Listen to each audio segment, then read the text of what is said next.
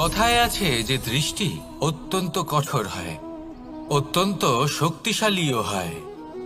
কথায় আছে যে কারোর উপর যদি কুদৃষ্টি পড়ে তাহলে তার বিনাশ কেউ আটকাতে পারে না।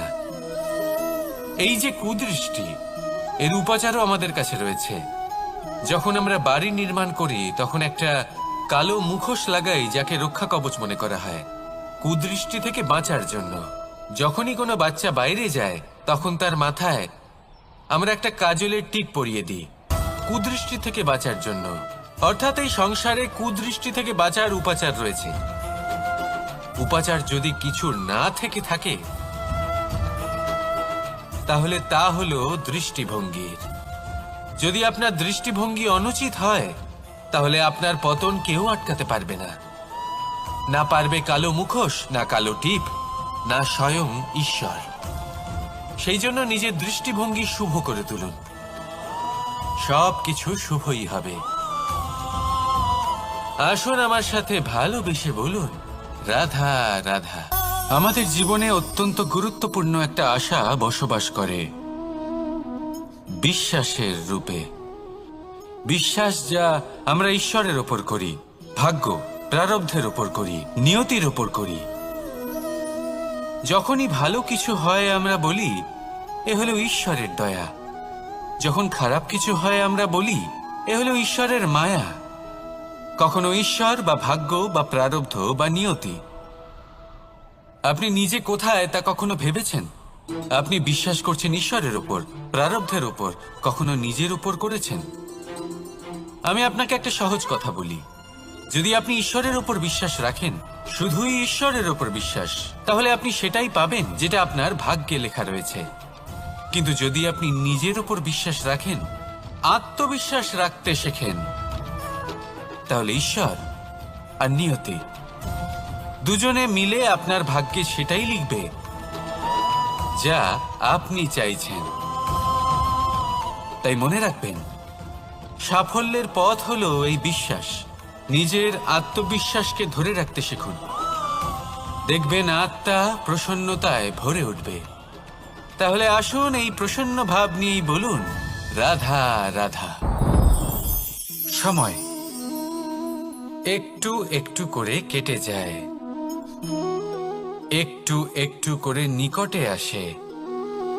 খুব অদ্ভুত ব্যাপার। এই সময় প্রতিকূল হলেও একটু একটু করে কেটে যায়। এই সময় যদি ভালো হয় তাহলে একটু একটু করে নিকটে আসে।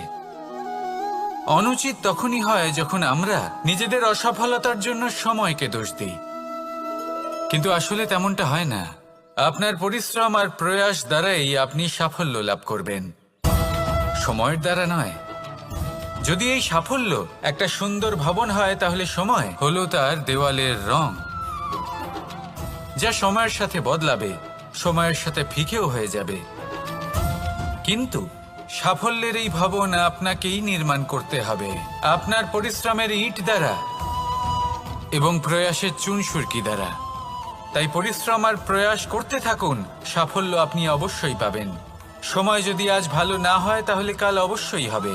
প্রয়াস করতে থাকুন আর আমার সাথে ভালোবেসে বলুন, রাধা রাধা। ভয়। জীবনে আমরা কোন কোন বিষয়ে ভয় পাই? কোনো মানুষকে হারানোর ভয়, কোনো মানুষ কোনো সম্পর্ককে হারানোর ভয়, অর্থহানির ভয়, সময়হানির ভয়। এবার বিষয়টা হলো, এই ভয় কখনো আমাদের কোনো লাভ করে না। এটা সবসময় আমাদের পিছনে ঠেলে আর নিচু স্তরে নামিয়ে দেয়, কখনোই আমাদের উত্থানের কারণ হয় না। তাই জীবনে যদি কোনো ভয়ের কারণ থাকতেই হয় তা শুধুই এটা, যে মানুষের কথা ভাবতে ভাবতে সম্পর্কগুলিকে হারানোর ভয়, মানুষকে হারানোর ভয়, সবার মন রাখতে রাখতে আপনি যেন নিজেকে, নিজের ভাবনা চিন্তাকে না হারিয়ে ফেলেন।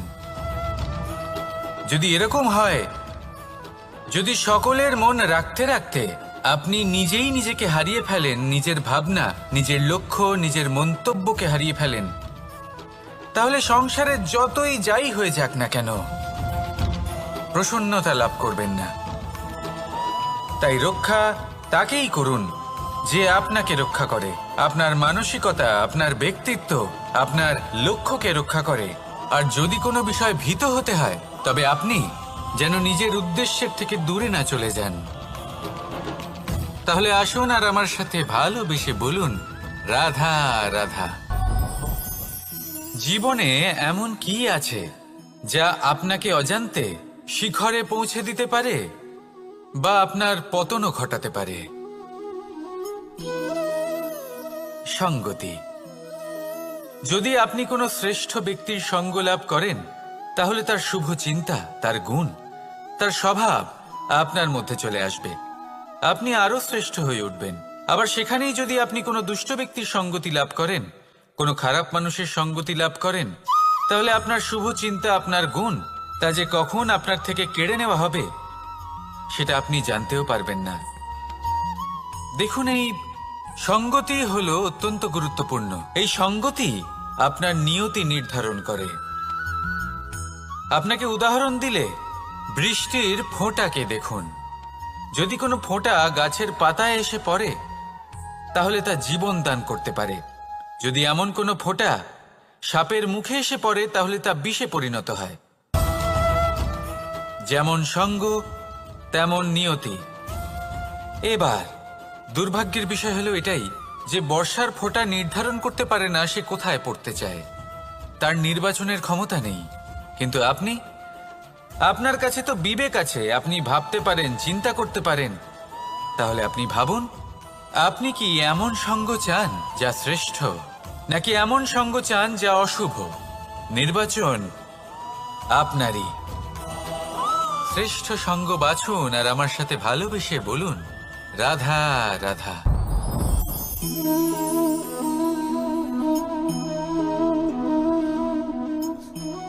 মুক্ত।